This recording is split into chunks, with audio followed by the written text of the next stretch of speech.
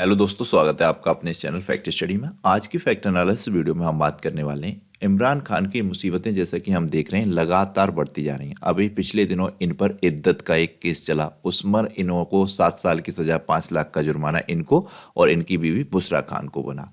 इसके बाद इन पर एक बहुत ही कठिन केस की सुनवाई आनी बाकी है, जिसमें हो सकता है इनको फांसी की सजा भी हो जाए। तो इस मामले को जानेंगे, क्या है ये मामला। इसके बाद इन पर ये कुछ एक मामला चला था जिसमें इनको 14 साल की सजा और 178 करोड़ का जुर्माना लगा था, इसको समझेंगे। इसके अलावा 5 फरवरी को ही पाकिस्तान विशेष तौर पर चर्चा में रहा। एक इनका क्या हुआ, अभी इनके जो केयर टेकर प्राइम मिनिस्टर हैं अनवर उल हक कक्कड़, इन्होंने कश्मीर में एक, कश्मीर यानी कि पाक ऑक्युपाइड कश्मीर जो भारत का ही हिस्सा है, आज नहीं तो कल भारत में आना ही है, उसमें एक स्पीच दे रहे थे। ये स्पीच में इन्होंने क्या कहा कि विशेष तौर पर ये करते क्या है, भारत को ही टारगेट करते हैं कि कश्मीर हमारा हिस्सा है, हम इसको लेकर रहेंगे, इस तरीके की बयानबाजी इनकी होती है। तो उसका मामला बना, इस पर ये काफ़ी मामला हाईलाइटेड रहा, तो इसको समझेंगे। इसके अलावा एक पाकिस्तान करता क्या है, आतंकवादियों को खुद ही पैदा करता है, पाकिस्तान की सेना ही इनको डेवलप करती है। उसके अलावा ये आतंकवादी फिर बाद में पाकिस्तान के लिए ही बहुत नासूर बन जाते हैं। इनके ही आतंकवादियों ने 5 फरवरी को पाकिस्तान में ही पाकिस्तान की पुलिस चौकी पर एक हमला कर दिया। अब पुलिस चौकी पर हमला होना बहुत बड़ी बात होती है, और वहां के 10 पुलिसकर्मियों को मौत के घाट उतार दिया। 10 पुलिसकर्मी इस घटना में मर गए। ये अपने आप में एक घटना थी, काफ़ी ज़्यादा ट्रेंड कर रही थी कि एक पुलिसकर्मी, मतलब पुलिस थाने पर कोई आतंकवादी हमला कर देते हैं और उस तरीके से 10 पुलिसकर्मी बन जाते हैं। तो ये मामला भी बहुत ज़्यादा हाईलाइटेड रहा था।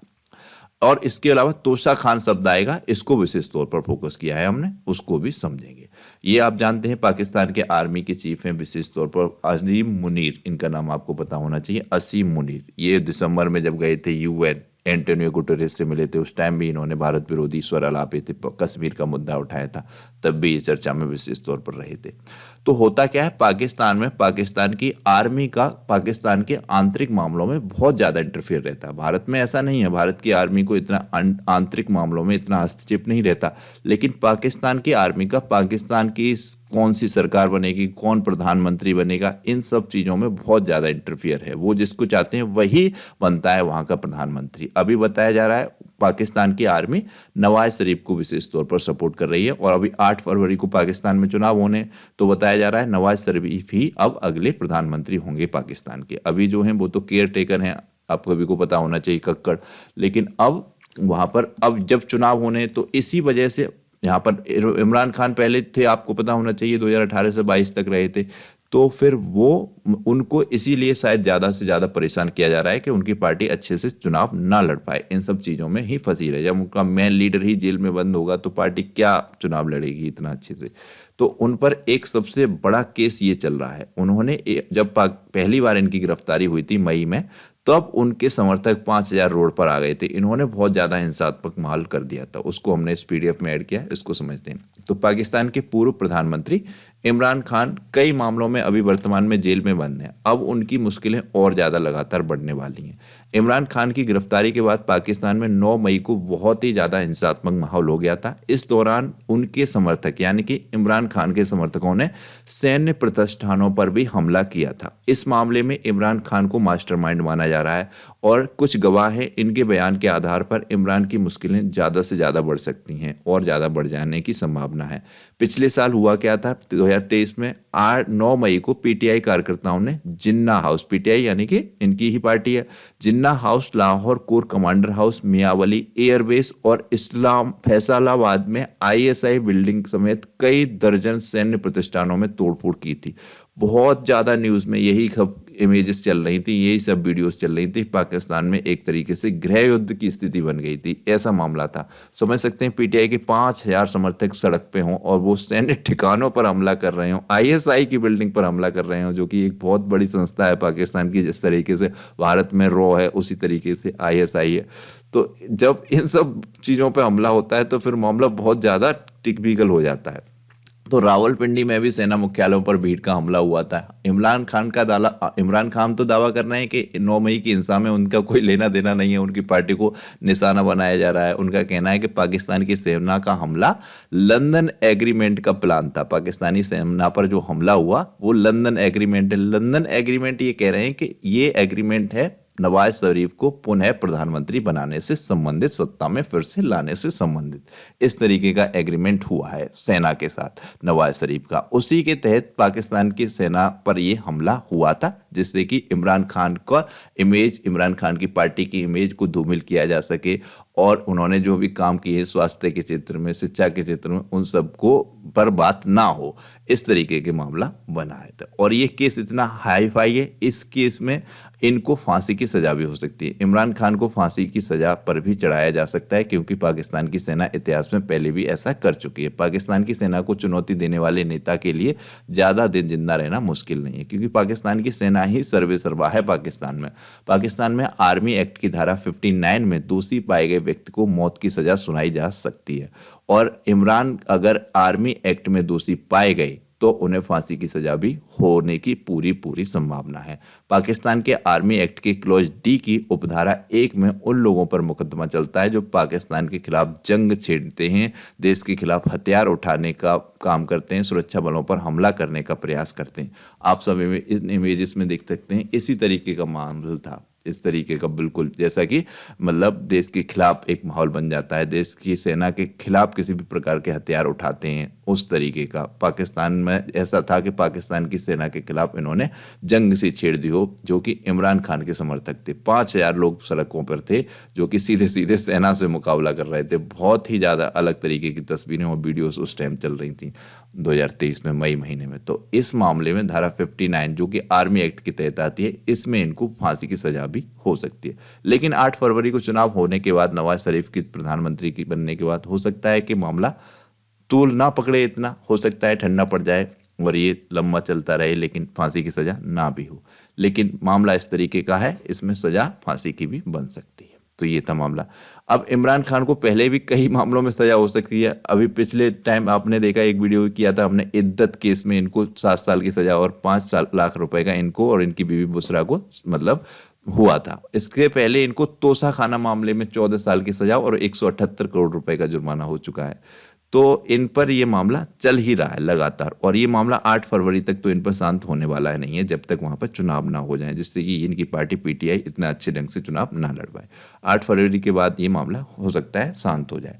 तोसा खाना मामला क्या है, जिस पर इनको और इनकी बुशरा बीवी को 14 साल की सजा और 178 करोड़ का जुर्माना हुआ, इसको समझते हैं। तोसा खाना कैबिनेट डिवीजन के प्रशासनिक पर्यवेक्षण से जुड़ा एक विभाग होता है। यह विभाग दूसरे देशों, सरकारों और अंतर्राष्ट्रीय गणमान्य व्यक्तियों के प्रमुखों द्वारा शासकों, कानून निर्माताओं, नौकरशाहों, सैन्यकर्मियों और अन्य अधिकारियों को दिए गए उपहार होते हैं। मतलब देश के जो विशेष पदों पर आसीन व्यक्ति हैं, जैसे प्रधानमंत्री हो गए, राष्ट्रपति हो गए, उपराष्ट्रपति हो गए, और भी कई लोग होते हैं, उनको अगर वो किसी दूसरे देश में जाते हैं तो विशेष तरीके के उपहार मिलते हैं, और वो भी अपनी तरफ से कुछ उपहार ले जाते हैं। अपनी तरफ से क्या ले जाते हैं, सरकार के खजाने से ही ले जाते हैं। तो अधिकार नहीं है उनको, वो उन उपहारों को विशेष तरीके से अपने व्यक्तिगत रूप से इस्तेमाल कर सकें या उनको बेच दें, किसी भी तरीके का इस तरीके का काम कर दें। लेकिन इनको जो उपहार मिले इमरान खान को, उन्होंने बताया जाता है इन्होंने इन उपहारों को बेच दिया या व्यक्तिगत रूप से इस्तेमाल किया। उसी मामले में को तोसा खाना मामला कहा गया, और उसी मामले में इनको 14 साल की सजा और 178 करोड़ का जुर्माना लगा। काफी इंटरेस्टिंग था। तो ये तोसा खाना हर देश में होता है, भारत में भी है तोसा खाना। तो जानेंगे इस वाली स्लाइड में कि भारत में तोसा खाना के नियम क्या है। तोसा खाना समझ लीजिए सबसे पहले किस भाषा का शब्द है, इस तरीके के शब्द पूछ लिए जाते हैं, चर्चा में भी रहते हैं। तो तोसा खाना एक फारसी शब्द है, आप ध्यान रखिएगा, जिसका मतलब होता है खजाना। अन्य देशों की सरकारें और इंटरनेशनल संगठन की ओर से भारत सरकार को दिए जाने वाले गिफ्ट को तोसा खाना यानी कि खजाने में रखा जाता है। खजाने में रखे गए गिफ्ट को देश की वित्तीय स्थिति को मजबूत करने के लिए बेचा भी जा सकता है एक टाइम पर। इससे जो पैसा प्राप्त होगा उसको सरकार के खजाने में ही या देश के खजाने में ही जोड़ा जाएगा। भारत में तोसा खाने के अपने नियम हैं, जिसके अनुसार सरकार प्रतिनिधियों को, नेताओं को अन्य देशों से जो गिफ्ट मिलते हैं उसे उन्हें तोसा खाना या भारत सरकार के खजाने में जमा कराना होता है। 5,000 रुपए की कीमत तक के गिफ्ट को वह अपने इस्तेमाल में या अपने पास रख सकते हैं। अगर 5,000 से ऊपर की कीमत वाले गिफ्ट उनके मिलते हैं तो उनको अधिकार नहीं है कि वो उन गिफ्ट को अपने व्यक्तिगत इस्तेमाल में लाएं या उनको अपने पास रख लें। तो उन्हें उन बेशकीमती गिफ्टों को तोसा खाना यानी कि सरकारी खजाने में, भारत सरकार के खजाने में जमा कराना होता है। किसी भी नेता के विदेशी दौरे के 1 महीने के अंदर वहां से मिलने वाले गिफ्ट को विदेश मंत्रालय में जमा कराना होता है। भारत के तोसा खाना के नियम में ये है। 1 महीने के अंदर वो सारे गिफ्ट भारत के किसी भी विशेष व्यक्ति को मिलते हैं तो वो भारत सरकार के खजाने में जमा कराने होंगे।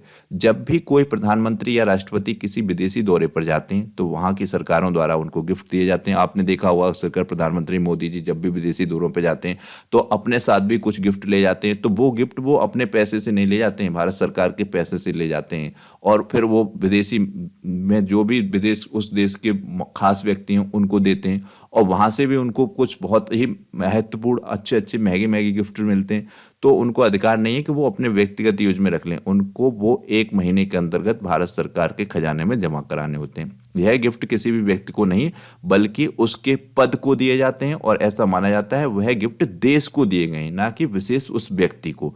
तो इसलिए मिलने वाले गिफ्ट को सरकारी खजाने यानी कि तोशाखाने में जमा कराना जरूरी है। ऐसा ही एक मामला है, उस एग्जाम्पल को ऐड किया है हमने। जैसे कि 2016 में उपराष्ट्रपति थे हामिद अंसारी जी, तो उनको एक पेंटिंग तोहफे में मिली थी। उस पेंटिंग की कीमत 50,000 रुपए बताई गई थी। तो उन्होंने इच्छा जाहिर की हामिद अंसारी जी ने कि ये पेंटिंग हम अपने घर पर लगाना चाहते हैं, अपने व्यक्तिगत इस्तेमाल में प्रयोग करना चाहते हैं। तो फिर उसके लिए उन्होंने 5,000 रुपए की उन्हें छूट मिली, 45,000 रुपए उन्होंने सरकारी खजाने में जमा कराए थे। फिर उन्होंने वो पेंटिंग अपने पास रख ली थी। इस तरीके का मामला भी एक बार देखा गया था। उसके बाद तो उपराष्ट्रपति बन गए थे वेंकैया नायडू और वर्तमान में उपराष्ट्रपति हैं जगदीप धनखड़, आप जानते होंगे। तो सरकार समय समय पर तोशाखाने में रखे गए गिफ्ट की नीलामी भी कर सकती है, जिससे जो पैसा मिलता है उसे सरकारी खजानों में जमा किया जाता है, जिसका उपयोग देश हित के लिए किया जाता है।